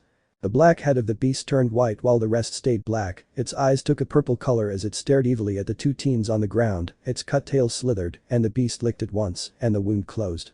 Purah and Nora burst through the clearing and watched with disbelieving eyes the uninjured Grim. They were sure that they had cut the monster in the middle, so why did it have a tail again? The queen opened its maw and spat a glob of something which when it hit the ground it started to disintegrate. The group sweated bullets at the display and started dodging all over the place the globs of fatal liquid that continued being spat by the snake. The monster suddenly stopped its barrage, it looked in the direction of its other part and hissed sadly. With its other half gone it would disappear too, but before it did, it would kill the pests that caused its imminent death. Nora and Blake nodded at each other as they took the small window to attack all over the beast's long body. When the Grim looked down to spit at the two pests, a glyph appeared in its mouth and exploded when it encountered the poison. It hissed in pain when the skin off its own mouth started to peel off, showing the muscle beneath it. Purah launched her spear and it stabbed right on the wounded jaw. The beast screeched loudly again and was going to slam Purah into the ground, but Ren had climbed up its back and stabbed his weapons on the monster's eye. Weiss had changed her Murdernister dust cartridge for the fire one and was charging the red glyph in front of her. This one would launch a concentrated ball of fire at the beast, however she was waiting for the right chance. "Open its mouth," Weiss ordered from her position on the air. Blake and Nora nodded at each other again and each approached one side of the monster head. Purah and Ren kept their attention on them as the beast had all but forgotten it could spit them to death. When both girls made it to the beast body, Blake used all her strength along with the clone to punch the beast at the same time as Nora smashed her hammer on the other side. The beast roared its pain as its head was lifted upwards. Weiss released her spell and it hit the queen in its open mouth as it roared. Queen Amphivana's body bloated as the fireball expanded inside and imploded along with the monster's hide, raining chunks of gore on fire. "I'm so done with this test," Blake muttered, and the others wholeheartedly agreed with her. Morning Naruto whispered in Winter's ear, causing her to shiver and turn around so she could be face to face with him under the covers of the in-bed. Winter instantly noticed a small change in the shinobi's eyes. It seemed that their long rut session under the shower after their first time had worked wonders on his feelings because she could no longer see any sort of despair in them. "You know, if my father ever finds out my first time was with a Faunus, he would be livid." Winter giggled, scratching the shinobi's cheek lightly. Naruto grinned. "Lucky us, I'm a hybrid, no." Winter rolled her eyes, stealing a quick from the grinning shinobi before flicking his forehead. "No, he would go ballistics." Naruto snorted and rubbed his forehead before lifting his upper body from the bed, which made the cover fall off him and slide down Winter's too. Winter almost covered her, but after a second of hesitation, decided that there would be no point, especially since she could feel the various bite marks left on her back, collarbone and all over S. Unlike Naruto, whose scratch wounds had healed over the night, Winter would have to bear his marks for the rest of the week until they faded away. "Yesterday, you said your real name was Naruto." Winter lifted herself up lightly and avoided putting pressure on her sore nether. Naruto nodded. "Menma's just a code name. I wouldn't have felt it proper for us to go that far without at least telling you that." Winter nodded, crossing her arms under her, which caused it to jiggle lightly and catch the shinobi's attention. "I may have overdone it." Naruto scratched his cheek with a light blush as he noticed the numerous bite marks left on Winter's body. "I wouldn't have it any other way." Winter giggled again, tracing the very first mark on her collarbone that, no matter how hard Naruto had tried to heal yesterday, still left the two black spots where his canines had pierced her skin. Just then the sheets over Naruto's groin were slowly lifted without either of the two moving. There was a second of silence as Winter stared at the bulging sheet, a thousand thoughts racing through her mind, which culminated in her giggling again with one of her hands sneaking under the covers and gripping the culprit. Naruto groaned and pulled Winter into another dot. It would take them another hour before they finally left the bed and another 2 before leaving the shower, with Winter having difficulties walking straight. By the time midday had rolled out and their desires quenched, the two huntsmen had sat down face to face on the room's only desk with both of their scrolls open at the table. They were reviewing Naruto's previously written report and adding whatever was missing in it. Winter was surprised that the shinobi took meticulous notes of everything that happened the previous day, something she had not expected since he had been fighting by himself for most of the night, yet he still managed to catalog every single Grim down to the last detail that he killed. The huntress had almost sent her report ahead of his, but at his behest, she added a special note at the end, which made it very clear that to exterminate any further malice nests, the mission would require at least 3 groups of experienced huntsmen. Something she agreed to wholeheartedly because if it wasn't for his insane prowess, this would have been her last mission. Once both huntsmen had sent their reports, Naruto decided to make her the partial end of her promise. Which was to explain the Shini's hereditary semblance. The Shini family has a rare semblance that has, unlike others, been passed down our blood through generations in the form of what we call glyphs, and our control of it depends on how strong our emotions, aura and body are. It has as many uses as the mind of the user can come up with, however the more complex ideas need to take longer time to create. Winter explained as she created a glyph in her hand which shone brightly before a small ice crystal formed. By using dust, we can modify our base glyph property like some other semblances are capable of. My basic property is ice as you've seen before, and the mechanics behind our glyphs are quite complex. We must concentrate on an image as we create our glyph, and after the basic form is set, we must power it up with our aura to give it a physical form. The glyph in her hand shone again, and the small crystal changed shapes into a square then a cube. There's another special trait to our glyphs. By focusing on the experiences we've gained through our fights, we can recreate the form of foes we have defeated. The glyph shone once more, however this time it increased to the size of the table, and the ice cube grew into a small white nevermore. Not everyone in the family has been capable of using this special trait. I still have trouble summoning the bigger foes, but that's lack of practice on my part. She ended her explanation by dissolving the nevermore into nothing. Naruto was surprised that the Shini glyphs shared many of the rules of the sealing artsu in jutsu. It was even better if the user was powerful enough because it was more versatile since glyphs did not need to be created beforehand, and the knowledge of what combinations of seals would create the desired effect was discarded since everything was created by the user's mind directly. With all that said, it was time to test a theory he had developed with Glinda about his semblance. One that would revolutionize his use of his semblance if he managed to get it right this time. The shinobi closed his eyes and placed one hand palm upwards on the table and concentrated deep within him. A tendril of darkness formed that quickly turned into a chain, which took the same shape of the glyph Winter had formed earlier. Once that was done, Naruto focused deep within him while activating his semblance at the same time, except he did not use any of his own energies to power it up. Because deep within him, he had found a new source of energy. A very small crystalline orb of light swam around the crimson ocean of his malicious energy, which Naruto metaphorically picked up and brought it into his own dot. The chilly sensation flowed through his entire body before being absorbed. "What are you doing?" Winter asked once she noticed the chains in the shape of a glyph start shining a crimson color, which then started to rattle before wind picked up inside the room. Winter stared wide-eyed as a sudden miniature tornado formed right above the shinobi's chain glyph. "What?" Naruto opened his eyes then, a giant grin on his face as he stared at his creation. "You were right, the Shini glyphs are bound to your family not only by your soul, but also by your blood." Naruto made the tornado slightly bigger, which made the air ruffle their clothes as he continued. "My semblance created a link between the blood you fed me yesterday and our souls, which is now allowing me to use your glyphs."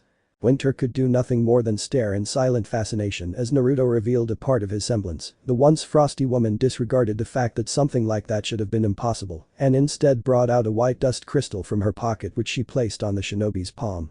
Naruto understood what she wanted him to try without telling him, and he complied by creating a new glyph which was powered up by both the dust crystal and his own semblance. Once more the chains appeared and took the shape of the first glyph Winter had shown him, which quickly shone crimson, and a small ice crystal in the same shape of Winter's previous one appeared. The shinobi smiled and cancelled the glyph, 1,000 ideas already forming in his head about how he would be using the Shini's glyphs, with his already existent knowledge of sealing arts, to create things the world had never seen before and recreate his own jutsu. Here Winter started only for her words to die as Naruto had picked her up from her chair and led her fully on again while spinning her around in joy. "You have no idea what you have given me," Naruto whispered once he withdrew from the which had left Winter slightly dazed under such passionate affection. "Wah." Naruto didn't let her speak for the next hour which he spent profusely thanking Winter. He made sure to thoroughly show his gratitude for her in the same way she had this morning. New. Thanks for watching this video. If you really enjoy this video, like, subscribe and comment down below and turn on that bell notification. Don't forget to support and follow the IreJasmine for writing that awesome fanfic, and also make sure to comment on this story link in the description. See you in the next video. Goodbye.